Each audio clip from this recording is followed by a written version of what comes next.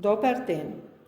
Денес ќе ја изведуваме анализата екстракција на ДНА молекули од клетки на квасец Saccharomyces cerevisiae. За оваа анализа ни е потребен следниот материјал и прибор.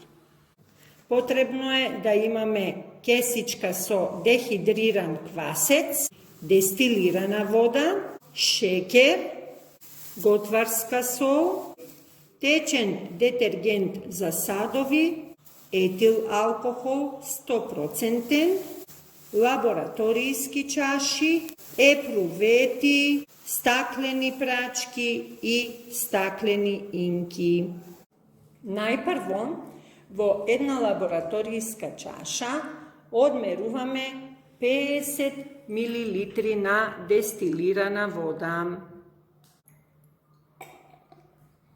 Потоа, во истата таа лабораторијска чаша ставаме едно мало лажиче на кристален шекер или сахароза и при тоа мешаме со лажичето за да може да се раствори шекерот во водата. По растварањето на шекерот во дестилираната вода, пристапуваме кон следниот дел од постапката. Земаме кесичка со дехидриран квасец, одсечуваме ќош од кесичката и од овој дехидриран квасец ставаме околу половина кесичка во зашекерениот раствор. Повторно, потоа треба да мешаме со лажичето за да се хидрираат овие клетки и да започнат со размножување. Кога ќе видиме меурчиња на површината од овој раствор, ќе утврдиме дека процесот на размножување на квасочните клетки започнал. Откако ја припремивме првата лабораторијска чашка, сега пристапуваме кон приготвување на течниот раствор во втората лабораторијска чаша и тоа на следниот начин. Најпрво ставаме 50 мл на дестилирана вода во лабораторијската чашка.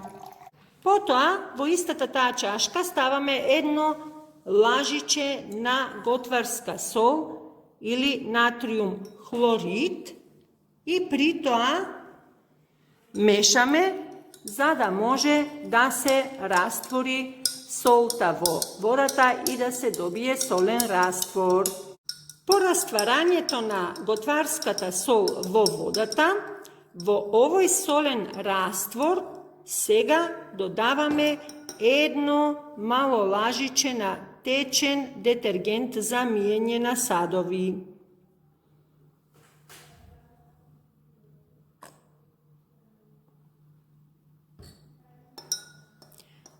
Овој детергент внимателно го мешаме во солениот раствор за да не се створат меурчиња.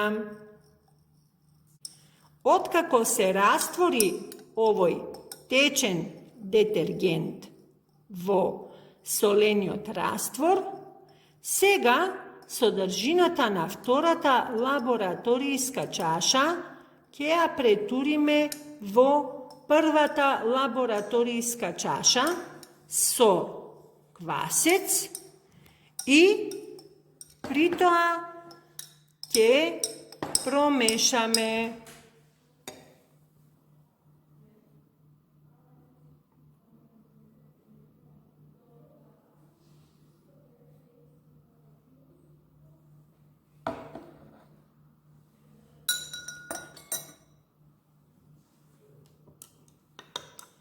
Мешањето ќе го направиме со помош на стаклена прачка, за да можеме да добиеме една хомогена течна смеса.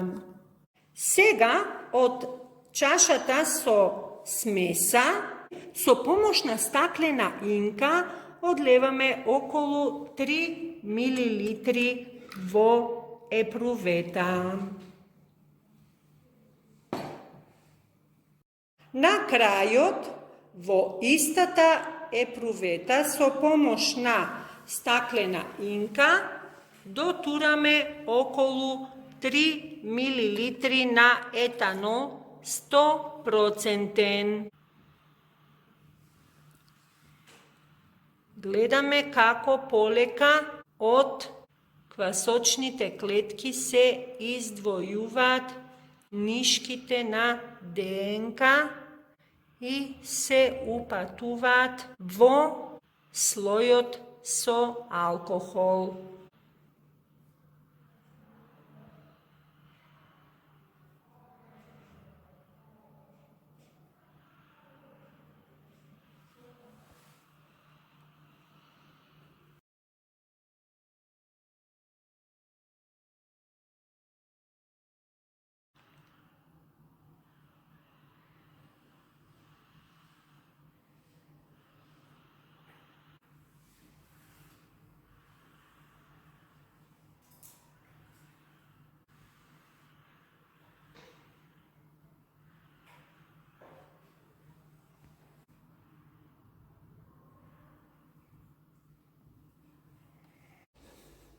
После подолг временски период, гледаме убаво издвојување на нишките од ДНК молекулите во алкохолниот слој од епруветата.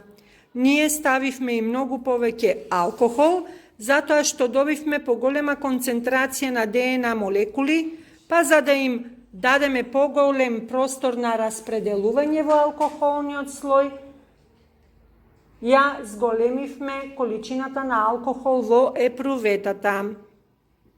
Еве го конечниот резултат.